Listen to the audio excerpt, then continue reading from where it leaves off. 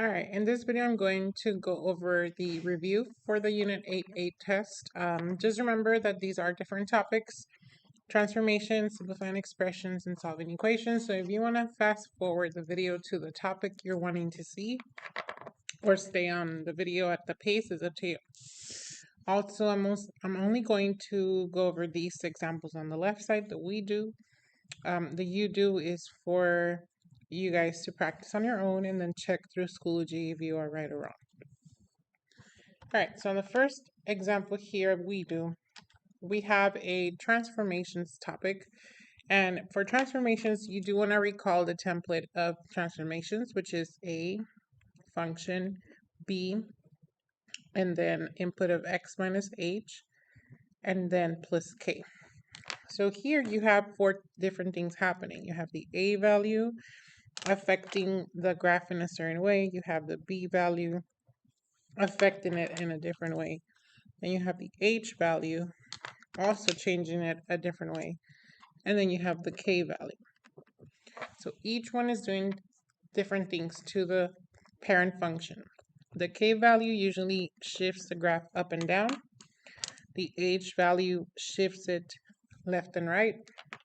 But the A and B value, they create a change, either a vertical change or a horizontal change. And then you either got to describe it as compression or stretch. And then I use the rubber band to kind of show if the graph changed by stretching it or compressing horizontally, or stretching or compressing vertically. Also, when the A is negative, it reflects over the x-axis. And when the B is negative, it reflects over the y-axis. So just a couple of things to remember about each and how to describe them. So on this first one, we recognize that the 1/2 is on the placement of the A value. So we can say that the A value is 1/2. And then you have a B value that is a -3. The -3 is technically 2 different descriptions, one for the negative and one for the 3. So I'll break it down into that. One for the negative and one for the 3. So when we look at the descriptions up here, we notice that A will create that vertical change. So to graph or check what that 1/2 is doing, I like to advise you to graph each part individually. So for example, I'm going to graph the parent function of square root of x. And it didn't show it, so let me do it again. Square root of x. All right, so there it is. And then I'm going to now type an A value of 1/2, which means I'm going to type the 1/2 first, and then the square root of x. So that creates this change. And then using the rubber band, I can demonstrate how, if the original is the blue one, to create that new one, we had to compress it vertically. This will be stretching, and this is compressing. So the description for that will be vertical compression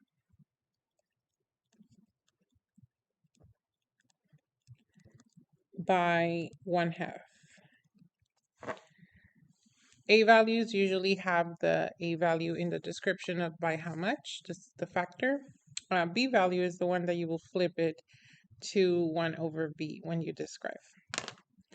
So for example, now let's look at the -3. What is that going to do? So I'm going to go up here and delete my transform function and now type the B value of -3. So it looks like this happened. And then just to advise once again to do each one separately, just it'll tell you what happens when it's just negative. So when it's just negative, it reflects over the y-axis.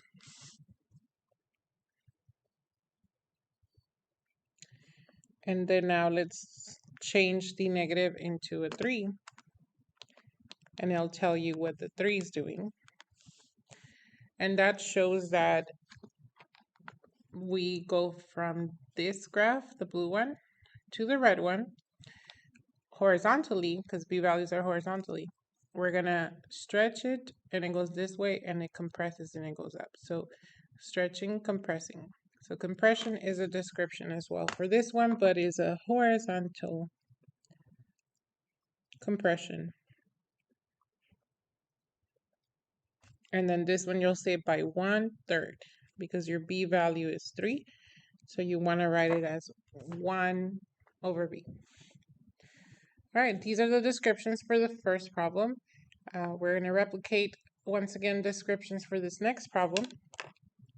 And we notice that on this one, the -3 is inside the radical. So that is still a b value of -3, which, similar to the top one, two descriptions. When it's negative, it reflects over y-axis. And when it's 3, it's going to horizontally compress. So horizontal compression by 1/3. So the next thing to do is recognize that the +1 is outside of the square root, which means that it's outside of the function. That is your k. So this +1 will create a shifting up and down. And then we can always just graph it to verify how that shifting happened. So the 3 and the negative, we already saw that that does. So now I'm just going to focus on putting the +1 at the end. And it just shifted it up. So we're going to say shifts up 1. And that's the description for that one. On the next problem, it's asking you to identify the domain and range and the intercepts for this function. This is a parent function of the square root. And the problem right next to it, it's not. So we're going to talk about what the domain and range is when it starts and the intercepts. And then on this one, you'll replicate the practice. But because it's shifted, just keep track of what the new intercepts and the new domain and range will be. For this, the square root of x is what we had originally graphed here. So it will just look like that. So I'm just going to make a sketch.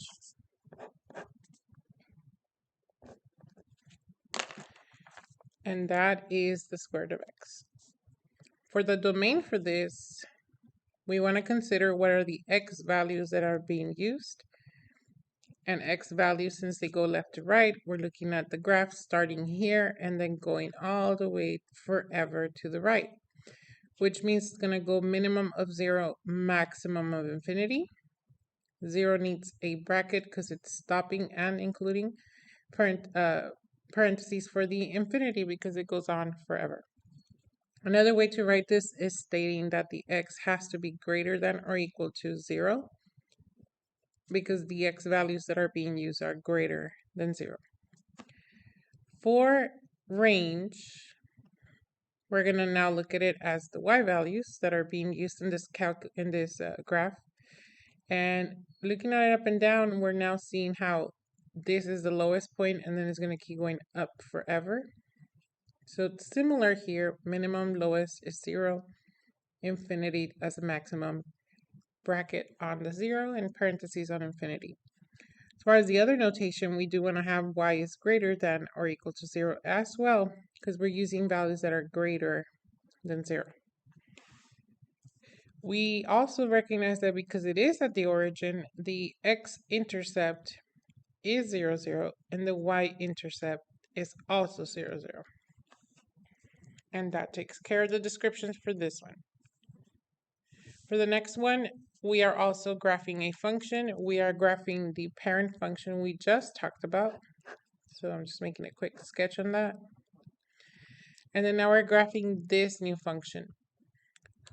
We just, again, have to recognize what letters these are being affected. So A value will be in the front. B value is inside the parentheses because that's your input. H value will be added or subtracted to the x. and then k values on the outside added or subtracted. So we can recognize that there is a b value of a negative. The b value being negative means that it's going to reflect over y-axis, as we saw in the previous examples above.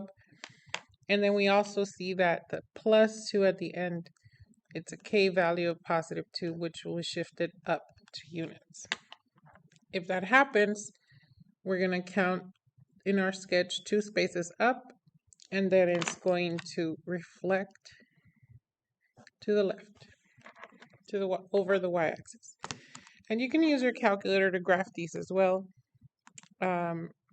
One thing that students don't know is how to type the function version of an equation. So I'm going to show you that real quick. After you type the parent function in here, it's taking it and labeling it as f1. So when you type this new one, the g of x, you do want to use the f again, but now you're going to type f with a 1. That way the calculator recognizes that you are using this function labeled f1 in there as the function that you're going to work with. So then we put parentheses, negative x plus 2, and it shows you the sketch that we made right here. All right, let's move on to the next part of the review.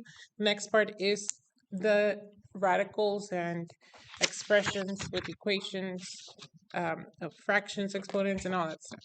So let's start with this problem. This problem is asking you to solve for x, but x is being raised to the 4th power inside the radical of 5th root of 5. So an easy way, there's a lot of ways, but the easy way that has worked in the examples I've given is to rewrite this as a exponent of a fraction. So what would be the fraction exponent for this radical? We talked about the root being the denominator, so it's going to have a 5 as the denominator, and a 4 will be the numerator. So I'll just write it here in a clearer version. And now we can recognize that a fraction exponent or a rational exponent can be cleared or canceled or pretty much turned into a 1 if you raise it to the power of the reciprocal. So what you do to one side of the equation, you got to do to the other. This right here is a power to a power where the exponents multiply with each other. So we end up with 4 times 5, which is 20, and 5 times 4, which is 20. 20 over 20 is 1. So this just pretty much becomes a 1. That's why the x is by itself, because it's an exponent of 1. And then on this side, check in the calculator if it can calculate that for you. So you just type 16 to the power of 5/4, and the answer gives you 32. So yeah, that's it. You found the answer. 32 is the answer. You can always double check by plugging it in. You just want to type the 5th root of 32 to the 4th power, and it gives you 16, which means that it equals 16, which checks. If you want to do this without calculator, you can. Just that's a separate video if you want to watch it or talk to me in class. This one, we are still looking at getting rid of the exponent of a fraction, but first, this one we need to consider that there is a coefficient in the front. This big number 2 is technically telling you that you have 2 times x to the 1/2 power equals 12. And when we solve, we want to use PEMDAS going backwards. Exponent is right here, and then the coefficient of 2, it's a multiplication. So multiplication and division need to happen first before we mess with the exponent. So we're going to divide this by 2, and you're going to end up with x to the 1/2 equals 6. So now we are at exponents, and to get rid of this 1/2, we can either see it as 1/2 being the square root of x, and then we could just square this to cancel it, Or we could also apply what we did in the previous problem, which is raise it to the reciprocal, which is 2 over 1. And 2 over 1 is 2, so we could just write it 2. So notice that we end up doing the same thing. The radical and exponent cancels and we're left with x. And then the answer to this will be 36. On the next problem, we have it written differently than what you've seen. This one is talking to you, telling you that the function is equal to this, and then now they're telling you for what value of x will the function equal to this. So one way to see it is by writing it separate and then realizing that they're telling you what this function equals. They're telling you that it equals 3. So you could just put it in there, and now you have 3 equals square root of x minus 4. Then you solve. So here we're going to see that the x is inside the radical, so we need to get rid of this 4 first by adding 4. And that's 7 equals square root of x. And then after that, the square root of x cancels with squaring. So the square root of x cancels with squaring, and you end up with x equals 7 squared, which is 49.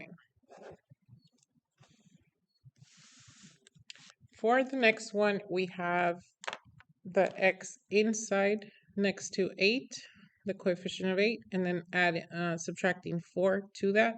But all of that is inside the square root. So in order to get just the inside part, we need to get rid of the radical. So we're going to do this to the second power to get rid of the square root.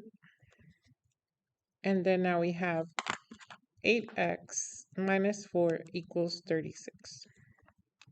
And from there, this is the 7th grade equation where you could just move the 4 to the other side by adding, and then you get 40. And this is a 6th grade equation where you could just divide by 8 and x equals 5. And that's it. All right, these last two problems are simplifying expressions, and this is where there's several ways to get to the answer. I'm going to try to show you the quickest, fastest way, but we can always be open-minded to others. So this cube root of this is telling you to look for what is times itself 3 times. So like right here, the y to the third power is y times y times y. So you can assume that the cube root of y to the third power is y, because you have a group of y times itself 3 times. So what you're asking is, if you look inside, is there a letter or variable or a number times itself at least 3 times so you can take it out of the radical? So like this one's already out of the radical, but we don't write a radical because there's no other y's left. So this is just y. It's going to be in the answer outside the radical. Let's look at the x's. The x's are saying that you have 5 x's. So if you take out 3 x's out of those 5, you have an x out of the radical because you're taking out a group of x's, and then you have inside the radical 2 x's still remaining. So if we were to put this part of the answer together with this one, it would look like this. Because the x and the y are on the outside of the radical as coefficients, and then this is what's left on the inside of the radical. Now let's look at 64. Just like these, you can separately see the cube root of 64. And if you do have your calculator, you can just type that. You can type, what's the cube root of 64? And it gives you 4. That means that if we break this down into numbers, we can say that 4 times itself 3 times is 64, which means the cube root of 64 is 4. So this goes together along with the coefficient of x and y outside of the radical. So putting this together results in the answer of 4xy cube root x squared. And that's your final answer. All right, one more problem, and let's see how this one looks. We can, on this one, look at it as power to a power. So the rule of power to a power is anytime you have an exponent raised to another exponent, you're going to multiply the exponents. And that's what we're going to do here. Each one of these has its own exponent. So 16 has its own exponent, x to the 6 has its own exponent, and y to the 5th has its own exponent. 16 doesn't look like it has one, but it has one. It has a number 1. So you're going to raise this to the power of 3/2. You're going to raise this to the power of 3/2. And you're going to raise this to the power of 3/2. And you're going to apply this rule that says that you're going to multiply the exponents with each other. So you're going to have 16 to the power of 3/2. This is going to be x to the power of 6 times 3, which is 18, over 2, which this simplifies to x to the 9th power. And this one is 5 times 3/2, so 5 times 3 is 15, and then halves. So on the answer, we will have x to the 9th power. There's nothing else inside a radical here or fraction, so this is outside the radical. And then on the 16 to the 3/2, we can check if the calculator is going to give us a whole number, and it does. It gives you 64.